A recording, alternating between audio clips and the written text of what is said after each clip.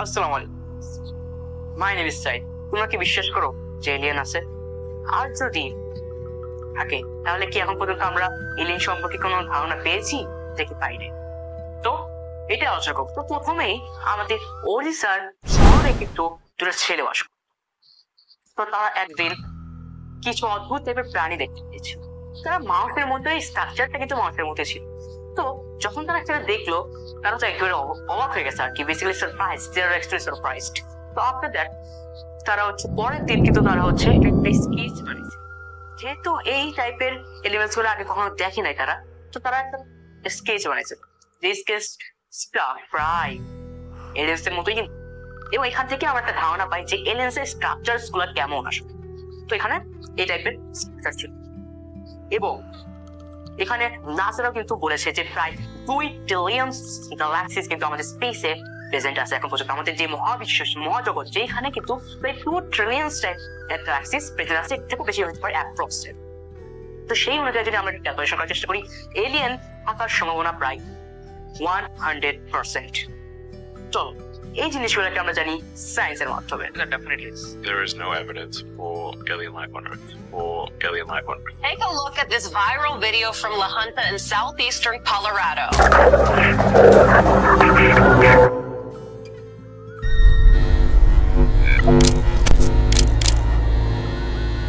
তো প্রথমে রিসার্চের শুরুতেই এলিয়েন্সের যে বিষয়টা, যেই জার্নিটা শুরু হয় সেটা হলো 1977 ইউএস এর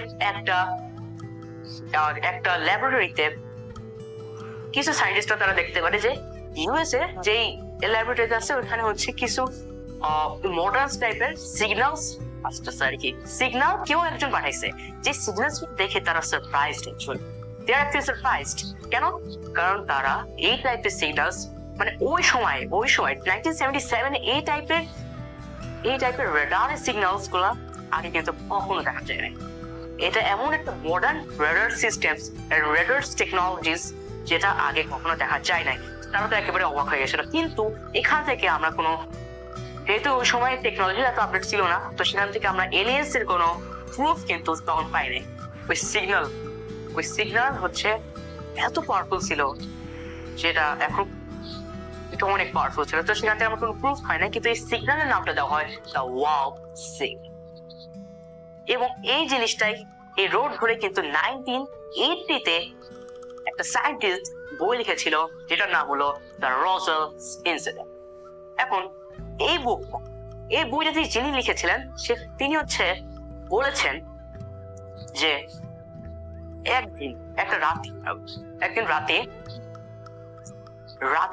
একটা অদ্ভুত টাইপের, মানে অনেক মডার্ন টাইপের একটা, মানে স্পেসশিপ তো বলবো, মানে একটা প্লেন টাইপ হচ্ছে, হ্যাঁ প্লেন, একটা মডার্ন প্লেন ক্র্যাশ করেছিল ওয়ার্ল্ডে, আমাদের এই আর্থে ক্র্যাশ করেছিল। তো ক্র্যাশ করার পর কি হলো, ক্র্যাশ করছিল, এখন সেটা কিছু ওয়েস্টেজ সায়েন্টিস্টরা ওইটা নিয়ে রিসার্চ করতে যায়, জানতে পারে যে এই যে স্পেস, মানে এই যে প্লেন, এই প্লেনটা ওই সময় না এখনো, মানে এখন পর্যন্ত কিন্তু এই টাইপের প্লেন এখন পর্যন্ত বানানো হয়নি। এমন একটা মডার্ন টেকনোলজিস দিয়ে এটা বানানো হয়েছে যে এখন পর্যন্ত আমরা বানাইতে সক্ষম হইনি আর কি। তো সেটার জন্যই এটা কিন্তু অবশ্যই সারপ্রাইজ যে এই টাইপের প্লেনসটা কোথা থেকে আসে। এবং ওই বইতে এটাও লেখা আছে যে, ওই বইতে উল্লেখিত করা আছে এরিয়া 51 সম্পর্কে। Area 51 is the Area 51. এখন আসলে কি সেটা আমাদেরকে আগে অ্যানালাইজ। এরিয়া 51 নিয়ে অনেক গবেষণা করা হয়েছে। তো এখানে একটা সায়েন্টিস্ট যে এরিয়া 51 এ উনি কাজ করেছে, ঠিক আছে, সে কাজ করেছে আর কি। সেটা আর কি ইউএস ল্যাবরেটরি বা সায়েন্স রিসার্চ সেন্টার, যেখানে বলা হয়ে থাকে যে এই যে প্লেনটা ক্র্যাশ হয়েছিল, এই প্লেনের যা কিছু আছে তা কিন্তু ওখানে প্রিজার্ভ করা আছে, এবং ওখানে ওইটার সম্পর্কে রিসার্চ চলতেছে। এবং একটা সায়েন্টিস্ট সে তার ইন্টারভিউতে বলেছে, সে আর কি এরিয়া 51 কাজ করেছে।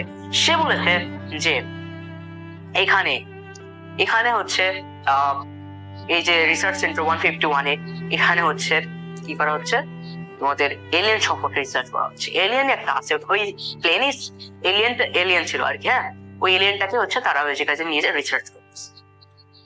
এটাও হয়তো তোমাদের কাছে ফানি লাগতে পারে, আমাদের কাছে ফানি লাগতেই পারে, বাট হয়তো বা এটা সত্যি হতো। এরিয়া 151 এর প্রেজেন্ট আছে। তো এখন যে ওই প্লেনটা যে ছিল, ওই প্লেনটার নামটা দেওয়া হয় কি জানো?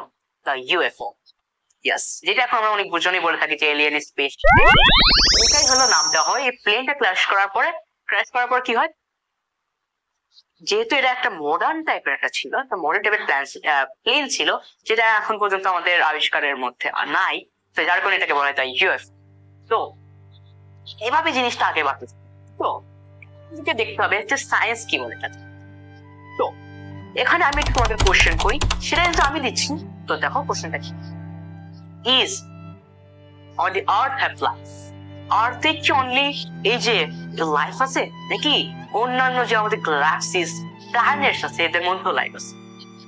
এটা কিন্তু একটা ট্রিকি টাইপের কোশ্চেন, এবং এটা নিয়ে অনেক রিসার্চ হচ্ছে। ঠিক আছে, আর্থ হলো এমন একটা আমাদের প্ল্যানেট যেটা হচ্ছে সানের থেকে এত বেশি দূরেও না, আবার এত বেশি কাছে, মানে একটা ফিক্সড একটা সেন্টার ধরে এই আর্থটা রয়েছে, যার কারণে আমাদের এত শীত লাগে না, আবার এত বেশি গরম লাগে না, মানে একটা পারফেক্ট লাইফ সেন্টার যেখানে আমরা বাস করি আর কি। ঠিক আছে, লাইফ এক্সিস্টেন্স। তো কিন্তু আমরা যদি কথা বলি স্যাটার্ন, জুপিটার এগুলা কিন্তু সানের থেকে দূরত্ব বজায় রেখেছে, যার কারণে এখানে যদি আমরা বাস করতে যাই তাহলে আমাদের শীত কিন্তু অনেক বেশি লাগবে, যেহেতু আর সানের থেকে দূরত্ব বজায় রেখেছে, ডিস্টেন্স বজায় রেখেছে, যার কারণে তাদের এই প্ল্যানেটে যদি আমরা থাকি তাহলে আমাদের শীত অনেক বেশি লাগবে, যার কারণে এখানকার থাকার যে সম্ভাবনা বা এখানকার লাইফ স্প্যান্সে কি হবে, 0% হবে। আর আর্থে যে জোন এটাকে বলা হয় গোল্ডিলক্স, মানে সেন্টার বসে রাখে চলে যাওয়ার কারণে এটাকে গোল্ডিলক্স জোন বলা। কিন্তু তাই বলে যে লাইফ নাই এরকম সায়েন্টিস্টরা বের করেছে, সায়েন্টিস্টরা রিসার্চের পরে বের করেছে, একটা তার স্যাটেলাইটের মাধ্যমে তারা একটা বের করেছে, স্যাটেলাইটের মাধ্যমে কিছু ইমেজ ক্যাপচার করেছে আমাদের স্যাটার্নে প্রায় 146 ডিফারেন্ট মুনস আছে। এর মধ্যে একটা মুনের নাম হলো টাইটান। এই টাইটানের নাম কিন্তু তোমরা হচ্ছে অ্যাভেঞ্জার্স এন্ড গেমেও হয়তো তোমরা শুনেছো, এন্ড গেম নাকি ইনফিনিটি থেকে যেমন একটা জায়গায় হচ্ছে এই টাইটান সম্পর্কে কিন্তু ধারণা দেওয়া হয়েছে। ঠিক আছে, এখানে কিন্তু তোমরা এটা অবশ্যই শুনে থাকবে, কারণ কিছু ইমেজ ক্যাপচার করার পরে তারা জানতে পারে, আমাদের সায়েন্টিস্টরা জানতে পারে যে এই প্ল্যানেটের মধ্যে ওয়াটার আছে, আর যদি ওয়াটার থাকে তাহলে এখানে কোন লাইফের বিষয়টাও উল্লেখ থাকতে পারে। আর যদি লাইফ থাকে তাহলে যেহেতু এলিয়েনদের লাইফ আছে, তো সেই অনুযায়ী আমরা বলতে পারি এলিয়েনরা থাকতে পারে, কিন্তু এই নিয়ে কোনো প্রুফ এখন পর্যন্ত হয় নাই। তারপরে ইন্ডিয়ান একটা সায়েন্টিস্ট, কিছু বছর পরে ইন্ডিয়ান একটা সায়েন্টিস্ট, তিনি হচ্ছে রিসার্চ করেছেন কোথায়, নাসাতে তিনি কাজ করতেন, নাসার আন্ডারে তিনি রিসার্চ করেছিলেন, এবং তিনি একটা প্ল্যানেট বের করেছেন। ঠিক আছে, এখন এই প্ল্যানেটের নাম কি ছিল? এই প্ল্যানেটের নাম ছিল K2-18। এখন এই প্ল্যানেটের মধ্যে তিনটা মেজর জিনিস, কি? একটা হলো কার্বন ডাইঅক্সাইড CO2, আরেকটা ছিল মিথেন গ্যাস। ঠিক আছে, মিথেন গ্যাস আমরা জানি, মিথেন গ্যাস। আরেকটা ছিল কি, DMS কেমিক্যাল। এখন এই DMS কেমিক্যালটা কি? DMS কেমিক্যাল হলো এমন একটা কেমিক্যাল যেটা অর্গানিজমের মধ্যে পাওয়া যায় যারা ডেপ সিতে, মানে গভীরে থাকে আর কি, তাদের মধ্যে পাওয়া যায়। তো সেই অনুযায়ী কিন্তু আমরা ইজিলি বলতে পারতেছি যে যেহেতু ওশানের ডেপথে পাওয়া যায় এইসব অর্গানিজম, তাহলে ওয়াটারও এই জায়গায়, মানে এটা লাইফটার জন্য একটা উপযোগী জায়গা। ঠিক আছে, এটা কিন্তু লাইফটা একটা উপযোগী জায়গা। তো এখানে এখনো রিসার্চ চলতেছে, বাট এখনো আমরা শিওরে বলতে পারতেছি না যে এখানে কোনো এলিয়েন্স থাকছে। ওকে, এখন তোমাদের কোশ্চেন থাকবে, আমারও এটা কোশ্চেন, কিন্তু আমি পরে একটা সলভ করেছি। এখানে তোমাদের একটা কোশ্চেন থাকতে যে আমাদের যে আমরা যে এখন মডার্ন এরায় রয়েছি, আমরা একটা টেকনোলজি এরিয়া রয়েছি, তাহলে কেন এখন পর্যন্ত সায়েন্টিস্টরা এলিয়েন সম্পর্কে কোন এক্সিস্টেন্স এখন পর্যন্ত প্রুভ করতে পারলো না? এর কোশ্চেন। তো এই কোশ্চেন অ্যান্সার হিসেবে তোমরা বলতে পারি যে সায়েন্টিস্টরা অনেক রিসার্চ করেছে, অনেক রিসার্চ কন্ডাক্ট করেছে। যেমন আমার এটা শুরু হয়েছে বেসিক্যালি 1974 থেকে। 1974 এ সায়েন্টিস্টরা কিছু সিগন্যালস পাঠাইছিল স্পেসে, স্যাটেলাইটের মাধ্যমে তারা স্পেস সিগন্যালস পাঠাইছিল, সেখান থেকে কোনো রেসপন্স তারা পায় নাই। কিন্তু পরে কিছু বছর পরে নাসা তো চিনো, সবাই চিনো, নাসা একটা রিসার্চ কন্ডাক্ট, কি রিসার্চ, তারা কিছু ডায়াগ্রামস হচ্ছে স্পেস প্রপস এর মাধ্যমে পাঠালো। এখন তোমরা জিজ্ঞাসা করবে যে স্পেস প্রপস এমন একটা জিনিস যেখানে মানে স্পেস ক্রাফটেরই মতো, বাট এটা টেকনোলজির মাধ্যমে কন্ট্রোল করা হয়ে থাকে, মানে কোনো নো হিউম্যান। তো এইটার মধ্যে কিছু ডায়াগ্রামস দেওয়া হলো, লাইক এখানে যেহেতু এলিয়েন্সদের কাছে যদি এটা যায় হোক, তারা তো আমাদের মতো ইংলিশ, বাংলা এসব ভাষা তার বুঝবে না, এইসব ল্যাঙ্গুয়েজ তার বুঝবে না। তো তাদের জন্য কিছু আর কি diagrams that indicates the earth, মানে আর্থের পজিশনটাকে ইন্ডিকেট করতেছে, এরকম কিছু ডায়াগ্রাম এখানে সেন্ড করা হয়েছিল। এই সঙ্গে সঙ্গে কিছু নেচারের সাউন্ড, বার্ডস এর কিচিরমিচির করা আওয়াজ, এই সব তো আমাদের কাছে সব এনিমেলস এর কাছে কিন্তু একটা পরিচিত জিনিস। তো এই সব জিনিস হচ্ছে ওই ডায়াগ্রামের সাথে অ্যাড করে দিয়েছিল, ভয়েস ওরিয়েন্টেড ডিভাইসের মাধ্যমে এগুলোকে সেভ করে দেওয়া হয়েছিল। তো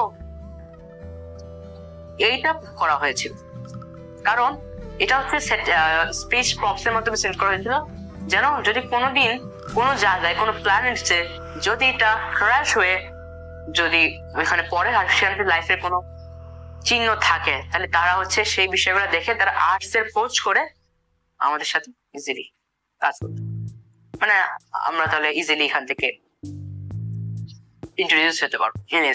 তার জন্য এই কাজটা করা হয়েছিল। এটা কিন্তু সফল হয় নাই। কেন সফল হয় না? এইটার কিছু সায়েন্টিফিক রিজন আছে, যেটা আমি দিচ্ছি। এটার জন্য দুইটা রিজন আছে। প্রথম রিজনটা কি, দেখ আমরা যে স্পেসে, মানে সায়েন্টিস্টরা যে স্পেসে যেসব স্যাটেলাইট গুলো পাঠাইছে, সিগন্যালস গুলো পাঠাইছে, এটা হচ্ছে যদি লাইট স্পিডেও যায় তাও 10 to 20 বিলিয়ন ইয়ার্স লাগবে পৌঁছায়। যেহেতু আমাদের স্পেস এত বড়, একটা থেকে আরেকটা প্ল্যানেটস এর চাইতে লাইট স্পিডও যদি যায় তাও পৌঁছানো সম্ভব। এবং 2 নম্বর রিজনটা কিন্তু অনেক বেশি লজিক্যাল। সেটা কি, আমরা ওই পর্যন্ত বাঁচবই। কেমন, একটু দেখার চেষ্টা করো, এটা বোঝার চেষ্টা করো। বিষয়টা হলো, আমরা যে আর্টসে আমাদের যেই বিগ ব্যাং এর মাধ্যমে যে আমাদের এই আর্টসের সৃষ্টি, ইউনিভার্সের সৃষ্টি আর কি, তারপরে এর আর্টস প্ল্যানেটস, এটার মধ্যে আমরা যে বাস করতেছি, এর মধ্যে যে ন্যাচারাল রিসোর্সেস গুলো আছে সেগুলো আমরা ইউটিলাইজ করে আমরা সেখান থেকে যেমন ওয়াটার, ইলেকট্রিসিটি হতো এখান থেকে, মানে কোল, তারপরে হচ্ছে ওয়াটার, এসব আমরা ইউটিলাইজ করতেছি, গাছপালা ইউটিলাইজ করতেছি। এটার মাধ্যমে কি হচ্ছে, আমাদের ন্যাচারাল রিসোর্সেস গুলা সময় শেষ হয়ে যাবে। হয়তো বা আমরা এই ন্যাচারাল রিসোর্স গুলা আরো 100,000 ইয়ার্স ইউজ করতে পারবো, তারপরে কিন্তু একটা সময় আসবে যে সময় ন্যাচারাল রিসোর্স গুলা শেষ হয়ে যাবে, আমাদের টেকনোলজি কপে চলে যাবে হয়তো, কিন্তু এই ন্যাচারাল রিসোর্সেস গুলা শেষ হয়ে যাবে। এখন এই ন্যাচারাল রিসোর্স গুলা শেষ হয়ে যাওয়ার কারণে আস্তে আস্তে ধ্বংস শুরু হবে। তাহলে ধ্বংস হওয়ার কারণে কি হবে, এই ধ্বংস হওয়ার কারণে আমরা এলিয়েনের সাথে দেখা করতে পারলাম না, টেকনোলজি আপডেট হলো, আমরা চেষ্টা করতে করতে আবারও মরে গেলাম। ঠিক আছে, মরে যাওয়ার পরে এটা হচ্ছে সায়েন্টিফিক ভাবে এটা বলা হয়েছে। তারপরে আমাদের আবার পৃথিবী ধ্বংস, আবার বিগ ব্যাং এর মধ্যে আবারও সৃষ্টি হলো, আর সৃষ্টি হওয়ার পরে আবার মানুষরা ডেভেলপ করা শুরু করলো, ডেভেলপ করে আবারও তারা একটা পর্যায়ে আসলো যেখান থেকে তারা বেসিক্যালি তারা একেবারে কাছের পর্যায়ে চলে আসছে। এখন হয়তো আরেকটু বাকি, টেকনোলজিতে আপডেট হয়ে গেছে, আরেকটু বাকি, হয়তো এরপরে এলিয়েন সম্পর্কে তারা কিছু জানতে পারবে। কিন্তু এই সময় আসে সব রিসোর্সের শেষ এবং আর ধ্বংস, আর এইভাবেই সাইক্লিক প্রসেসটা চলতে থাকবে। এটা তো রিসার্চ, কিন্তু এর মধ্যে আরেকটা এটা তোমাদের মাইন্ডসেট হয়তো বা রুম করে দিতে পারে বা রিসাইকেল করে দিতে পারে। দেখো আমরা তো জানি, আমরা অনেকগুলোই নোট ডাউন করেছি আমরা হয়তো, যে গেমস করে তাদের জন্যই বলতেছি। এটা 100 years আগে যেসব গেমস ছিল, এখন কি সেসব গেমস, আগে যে গেমস গুলো গ্রাফিক্স গুলো ছিল, এখন যে হাই গ্রাফিক্স গেমস, আমরা তো মনে করতে পারি যে এটা আসল গেম, মানে এটা আসলে কেউ করতেছে, মানে কেউ ধান দিয়ে গুলি করতেছে নাকি এটা আসলে গেমস, এটাকে অনেকজন বুঝতেই পারেন। আর হয়তো এটা আস্তে আস্তে আরো ডেভেলপ হবে। তো এখানে ইলন মাস্ক বলেছেন, তিনি বলেছেন কি, In my mind, like the strongest argument for us being in a simulation, probably being in a simulation, I think is the following. তিনি বলেছেন যে হয়তো আমাদের চেয়েও কোনো ডেভেলপ সিভিলাইজেশন এমন একটা গেম বানিয়েছে যেটার মধ্যে ভার্চুয়াল আর রিয়েল লাইফের মধ্যে পার্থক্য খুঁজে পাওয়া যায় না, এবং তারই গেমের পার্ট হচ্ছে আমরা হচ্ছে গেম খেলতেছি আসলে, ঠিক আছে? মানে আমরা একটা গেমের মধ্যে আছি, আমরা ঘুমাচ্ছি, উঠতেছি, কাজ করতেছি, আবার ঘুমাই করতেছি, মানে আমরা একটা গেমের মধ্যে আছি, আর এই গেমটা কন্ট্রোল করতেছে গেম ডেভেলপ। এখন এই লজিকটা কিছু দেখতে কিন্তু আমরা সত্যিও ভাবতে পারি। কেন সত্যি ভাবতে পারি? এটা কিন্তু রিলিজিয়ান্স এর সাথেও মিল আছে, যেমন ইসলাম রিলিজন, হিন্দু রিলিজন, খ্রিস্টান, এসব আর বৌদ্ধিস্ট, এসব রিলিজিয়নে কিন্তু একটা কথা উল্লেখিত আছে, গড, আল্লাহ। তো এইটা থেকে কিন্তু আমরা বুঝতে পারি যে গেম ডেভেলপ করা আছে, যে হলো এই গেমটা তৈরি করেছে, যার মধ্যে আমরা এখন সেই গেমের একটা পার্ট হিসেবে আমরা এখানে কাজ করতেছি, তারপরে আরো কি আমাদের লাইফস্টাইল গুলা। তো আর এইভাবেই আমরা গেম খেলতে খেলতে একটা সময় পৃথিবী ধ্বংস হয়ে যাবে এবং এখানে আমাদের খেলা শেষ। তো তোমাদের কাছে এই ভিডিওটা কেমন লাগবে? যদি ভালো লাগে অবশ্যই লাইক করতে ভুলবা না, এবং তোমার কি রিয়েলি এলিয়েন্স এর উপর বিশ্বাস করো নাকি অবশ্যই কমেন্ট সেকশনে জানাতে বলবা না, যেহেতু 2 ট্রিলিয়ন গ্যালাক্সির সাথে এলিয়েন্স থাকার সম্ভাবনা 100%, ঠিক আছে? এখন আমার মতে তো মনে হয় এলিয়েন্স হয়তো এক্সিস্ট করে না। তোমাদের কি মত অবশ্যই কমেন্ট সেকশনে জানাতে বলবা না। তো আজকে ভিডিওর মধ্যে রাখতেছি, যদি আজকে ভিডিও ভালো লাগে অবশ্যই লাইক তুমি করে রেখো। আজকে ভিডিওর মধ্যে তুই লাভ